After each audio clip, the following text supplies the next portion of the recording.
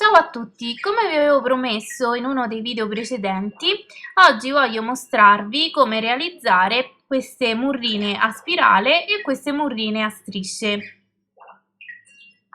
Le farò con dei colori diversi rispetto a quelle che avete già visto, ma poi vi dirò anche quali sono i colori delle prime che ho fatto. Adesso per il tutorial sto utilizzando il celeste perlato della pasta pardo, sto utilizzando un giallo chiaro della Premo e sto utilizzando un bordeaux della Fimo Classic.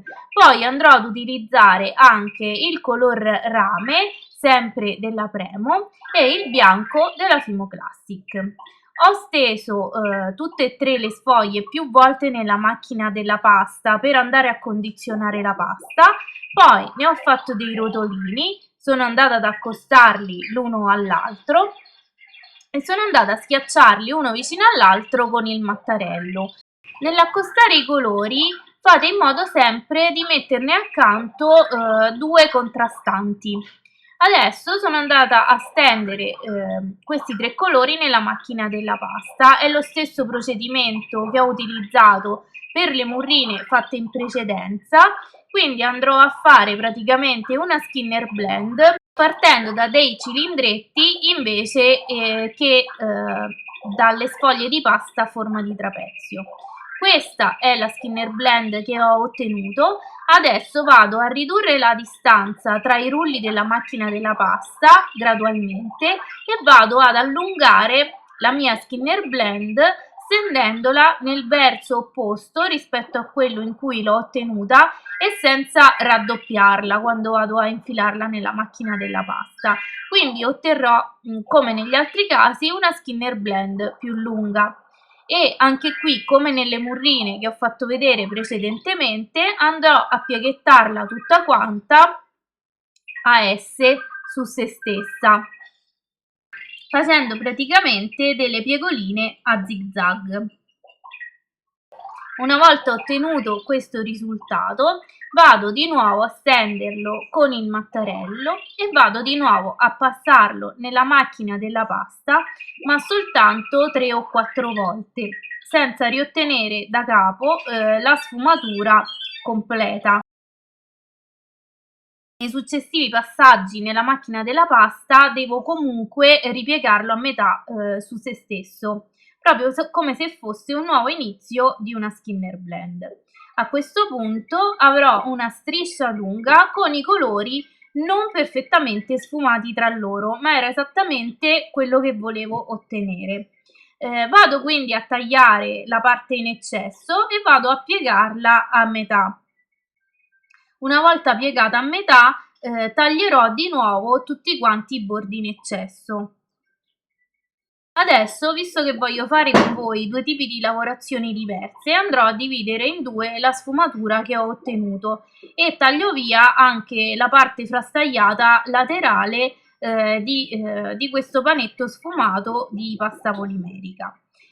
Ho steso poi la sfoglia color rame e vado a mettere sopra il mio panetto. L'ho stesa in uno spessore abbastanza sottile, che sia almeno un terzo dello spessore colorato, diciamo così, per dare l'effetto delle linee.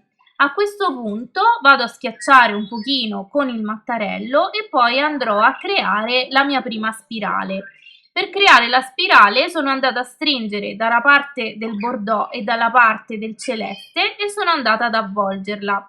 E questa è la prima spirale. Visto che non ero molto soddisfatta, ho deciso di rifarla e stavolta ve la faccio vedere meglio. Ho tagliato un pezzettino della pasta che avevo messo via e vi faccio vedere come ho schiacciato bene le estremità dalla parte rosso bordeaux e dalla parte celeste. Sono andata poi a togliere con il coltello la parte che non era coperta dal color oro sul retro e stavolta sono andata ad avvolgerla dal lato del celeste perché quando ho iniziato l'avvolgimento dal lato del bordeaux non mi soddisfaceva pienamente la spirale che ho fatto prima. E adesso vedete come poi si vedrà maggiormente appunto proprio il disegno della spirale avvolgendola in quest'altro modo. La riduzione, anche in questo caso, è molto semplice, basta stringerla tra le mani perché ha un disegno circolare, quindi non subisce particolari deformazioni. E questo qui è il risultato. Questo è lo stesso sistema con cui avevo fatto la spirale che vi ho fatto vedere qualche tempo fa nei video.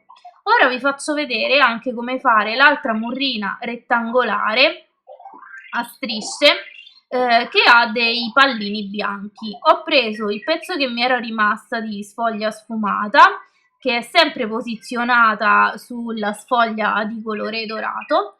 Sono andata a fare delle incisioni con il bucaperle, ma potete utilizzare benissimo uno stuzzicadenti. E in queste incisioni sono andata a posizionare dei rotolini di pasta polimerica bianca. Sto utilizzando il Fimo Classic e li sono andata a posizionare in modo irregolare su questa sfoglia, facendoli anche di diverso diametro, cioè di diametro crescente o decrescente, e ho cercato di metterli un pochino in modo alternato. Una volta ottenuto questo effetto sono andata a tagliare in due il panetto che avevo, ho sovrapposto i due strati e sono andata di nuovo a tagliare a metà e a sovrapporre di nuovo, così da avere il disegno che si sovrappone appunto per almeno 4 volte. Ma se riuscite a lavorare con una sfoglia più lunga, potete sovrapporlo ancora più volte e ottenere una murrina con più righe. Tra una sovrapposizione e l'altra sono andata anche a stringere un po' il panetto e a tagliare la parte di pasta polimerica in eccesso. Dopo aver completato questa sovrapposizione, sull'ultimo strato sono andata a mettere un'ultima striscia di sfoglia di pasta polimerica dorata.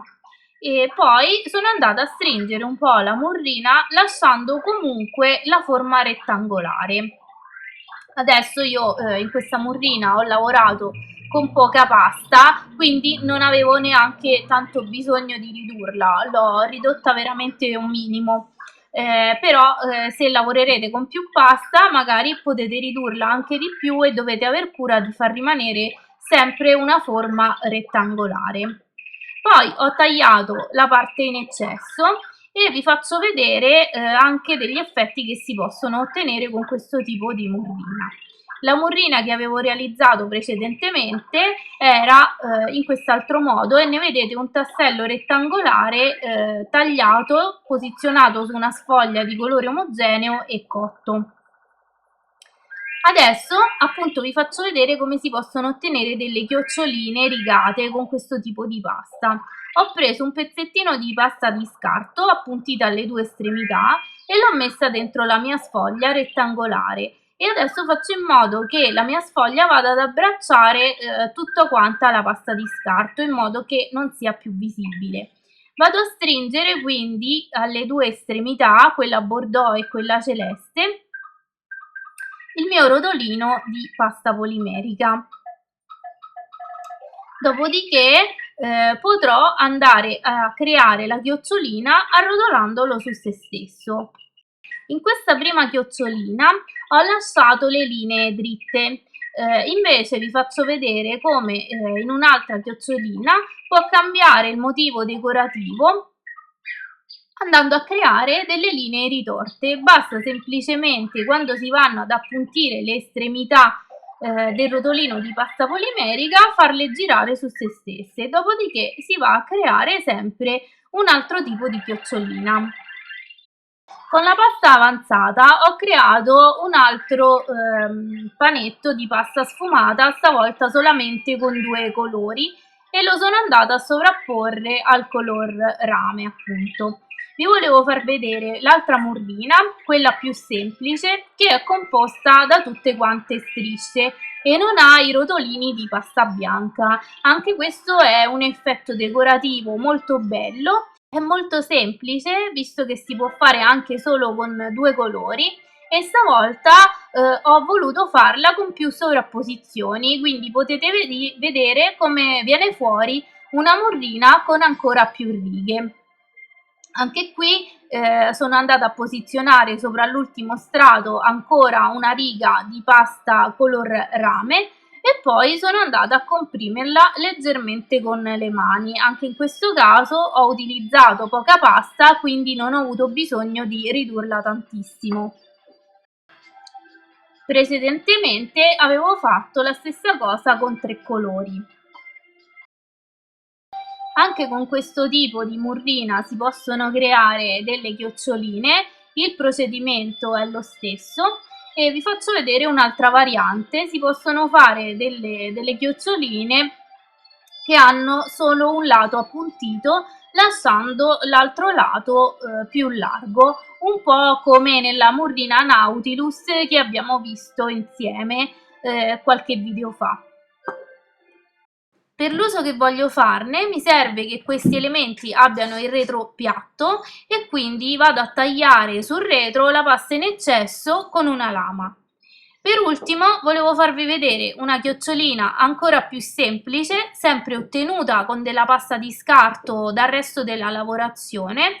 Ho accostato 2 tubicini, pasta chiara e pasta scura, e tra i 2 tubicini ho messo altri 2 tubicini più piccoli di pasta dorata e adesso, come vedete, li sto arrotolando tra di loro. Vado ad appuntire maggiormente da un lato e vado poi ad arrotolare e a tagliare in diagonale la parte terminale.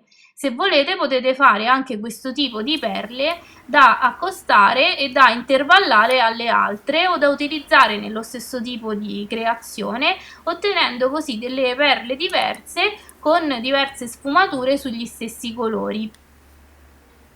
E anche in questo caso sono andata a tagliare il retro perché mi serve che siano piatte, ma in alternativa potete anche forarle e farne appunto delle perle a tutto tondo. Io spero che questo video vi sia piaciuto, che vi sia di ispirazione per le vostre creazioni. E adesso vi saluto e ci vediamo presto con il prossimo video. Ciao ciao!